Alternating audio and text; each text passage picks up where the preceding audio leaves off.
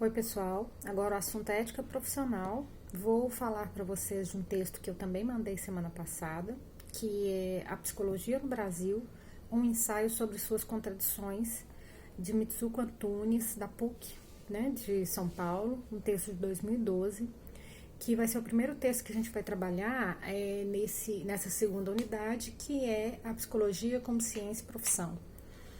O tema que a gente vai trabalhar aqui é como a psicologia se organiza como profissão no Brasil. E nesse texto, a gente vê a autora transcorrer uma longa história da psicologia como campo de saber e como profissão no Brasil. Vocês veem que ela tem uma postura muito crítica com relação ao papel social da psicologia, né, as vinculações que ela fez para se estabelecer enquanto um campo de saber que contribui com outros campos e como profissão também, né? E ela vai dizer que esse texto foi escrito na época da comemoração dos 50 anos da regulamentação da psicologia como profissão no Brasil, né? E ela vai escrever esse texto dizendo que para se comemorar alguma coisa, a gente precisa considerar que o tempo ele tem 3 dimensões. É o passado, onde estão os pressupostos, né, de determinado objeto, o presente, onde está a estrutura que sustenta esse determinado objeto, e o futuro, né, que são as consequências do que se faz com esse objeto, né?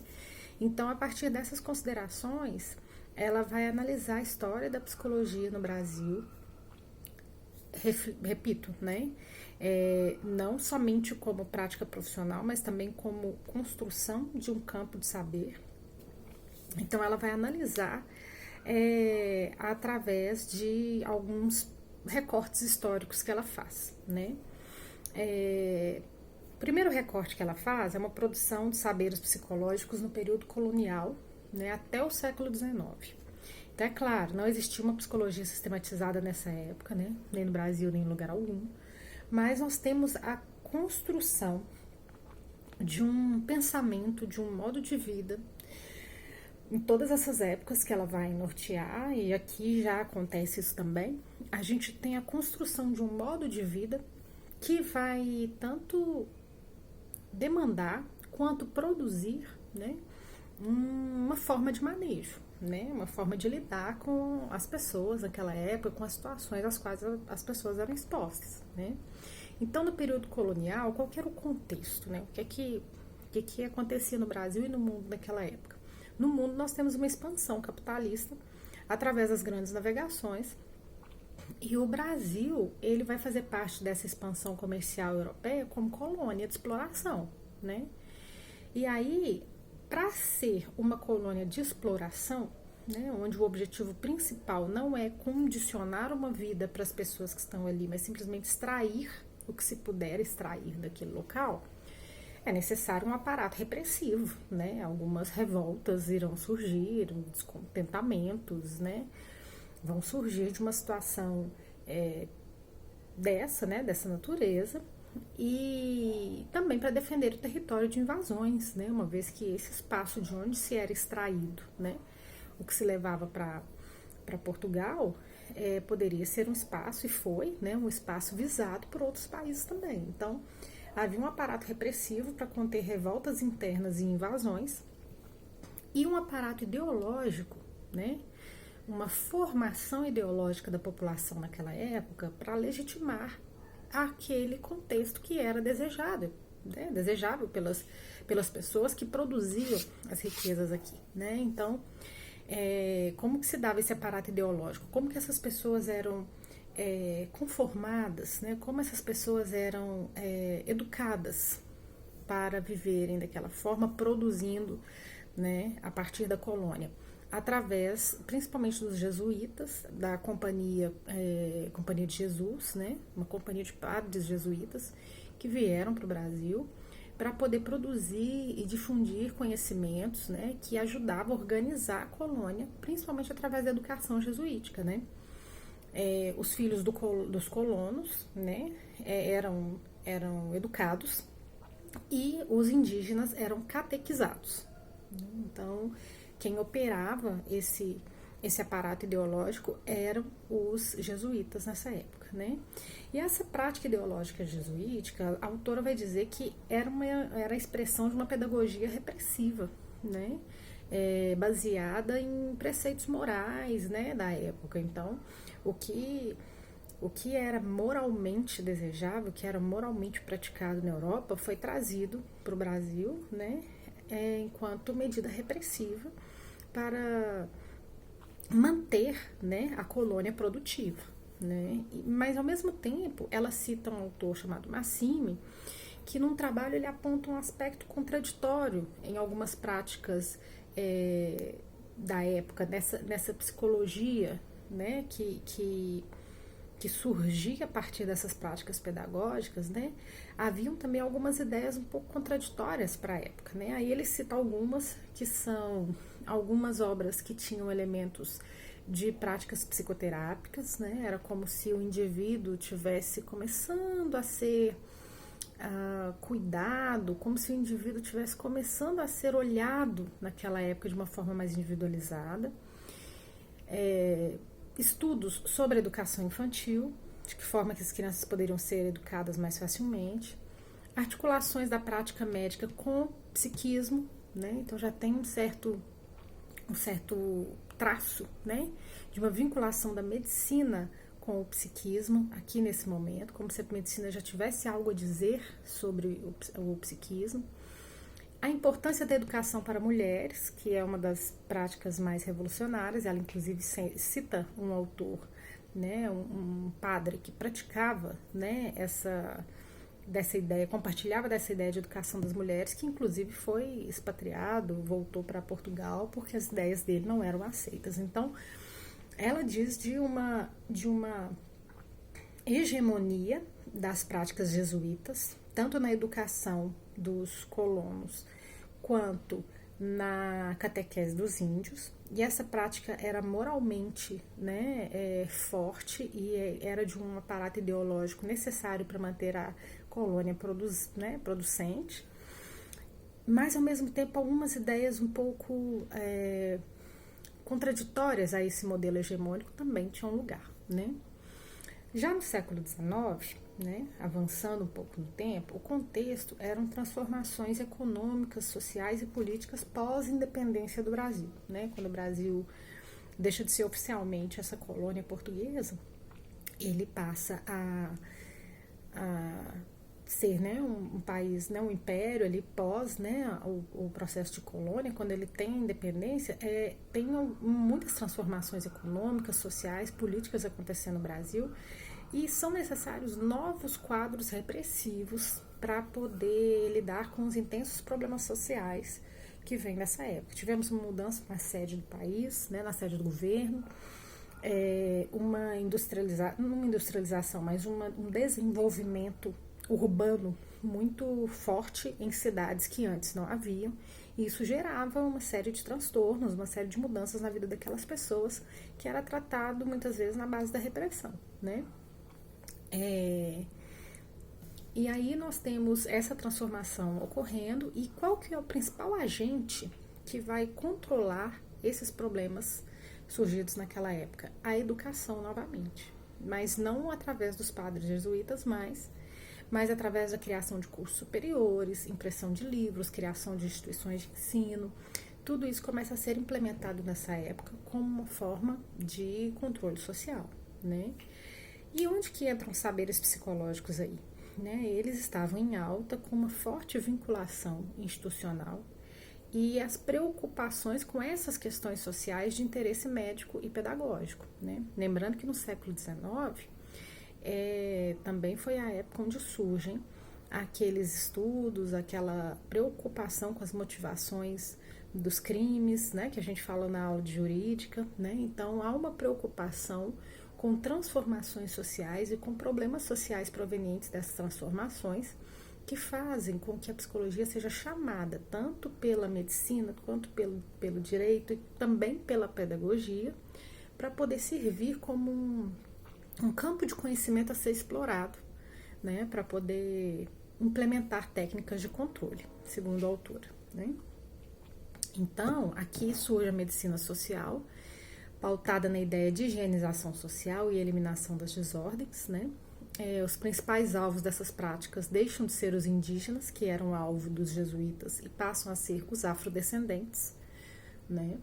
E também houveram, nessa época, muitos movimentos sociais no Brasil, né? O que mostra um movimento em busca de uma superação dessas condições sociopolíticas ali, dadas, né? E certamente tiveram efeitos na produção intelectual daquela época, né? Então, nós temos também movimentos sociais populares, né? Algumas revoltas, e isso tudo vai fazer com que a intelectualidade da época seja afetada por esses movimentos, né?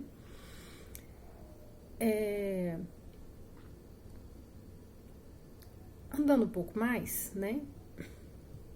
Chegamos aí no final do século XIX até o início dos anos 30, né? A autora vai dizer que nesse momento o Brasil atravessava uma dominação política e econômica da elite cafeeira, né? Dos produtores de café, e movimentos sociais de algumas camadas populares e de camadas médias também.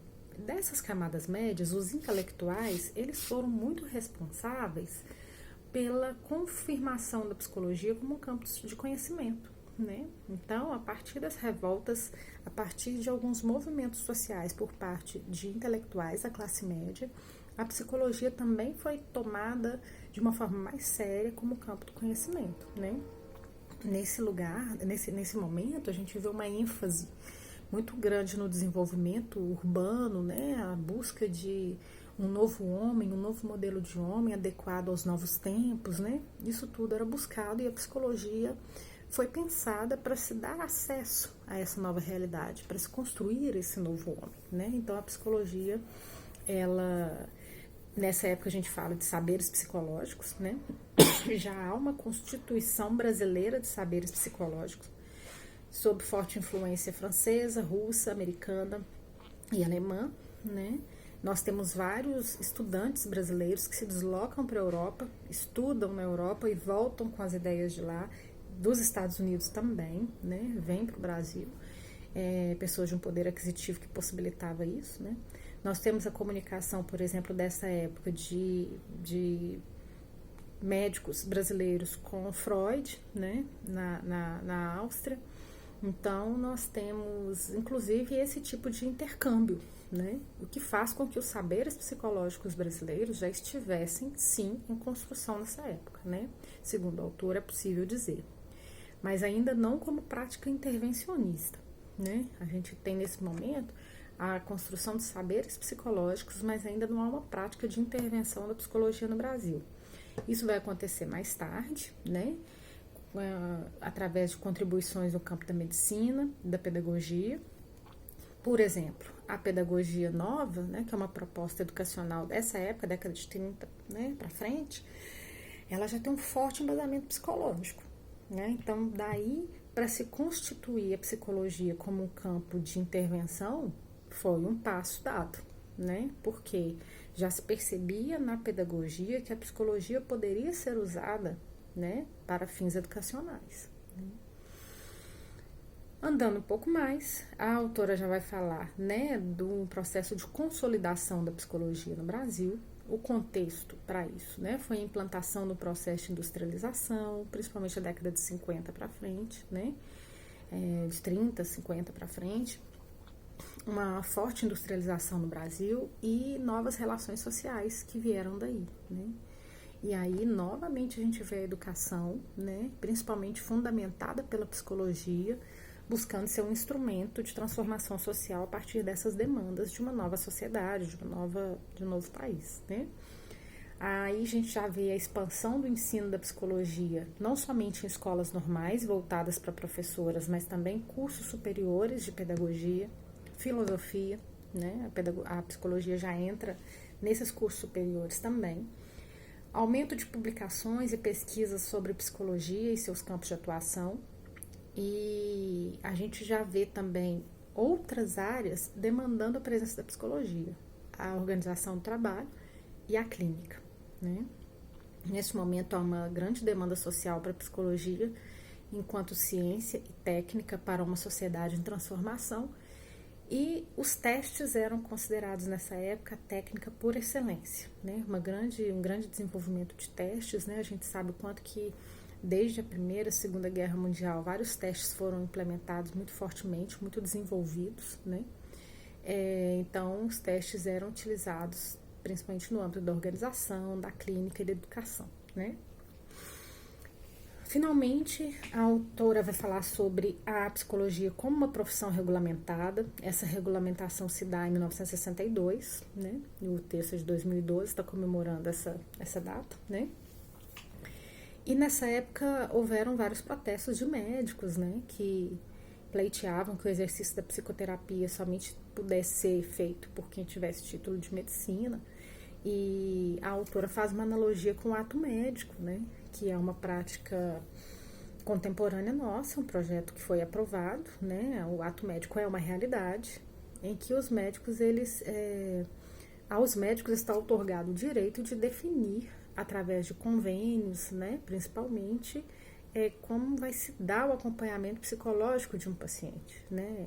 É demandado dos médicos que eles possam fornecer um diagnóstico e, através desse diagnóstico, os planos de saúde determinam o número de sessões que este paciente vai ter direito de cobertura, né? Então, a autora relaciona o ato médico com aquele momento onde a prática da psicologia deveria passar necessariamente pela medicina, que era um pedido dos médicos lá no ano de 1962 e dali para frente, naquela época de regulamentação da prática da psicologia, né?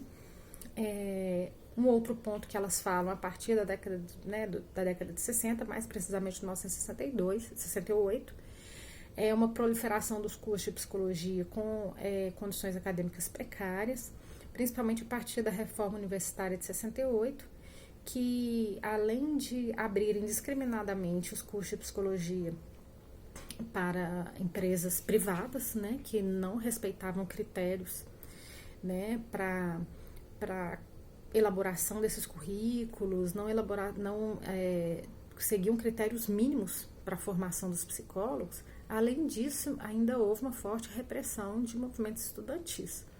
Então, além de ter um curso precarizado, né, naquela época, não se podia protestar contra isso, né? Houve uma ampliação do interesse de psicólogos pelo campo da clínica e do trabalho, porém esses campos foram campos, nessa época, de baixa remuneração, né, porque não havia ainda uma demanda social muito grande para isso e, ao mesmo tempo, poucos psicólogos formados, né,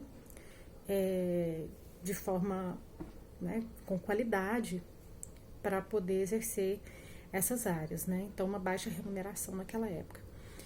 Nessa época já começam a surgir, principalmente na década de 70, a gente já vê uma série de críticas sociais com relação ao papel elitista da psicologia, né? Como se a psicologia brasileira estivesse ocupando um lugar muito elitista e não estivesse contextualizada, comprometida com as questões sociais, né? E a gente vai ver que isso começa a se reverter na década de 70, onde a gente vai ver vários psicólogos, vários movimentos sociais, inclusive muito fundamentais, tanto na construção do modelo de sistema único de saúde, né, lá na frente, quanto na reforma psiquiátrica brasileira. A gente vai ver que muitos desses movimentos já contavam com psicólogos que tinham um comprometimento social, mas esses eram a minoria diante de um quadro muito maior de profissionais que eram criticados por não estarem preocupados com questões como essas, né?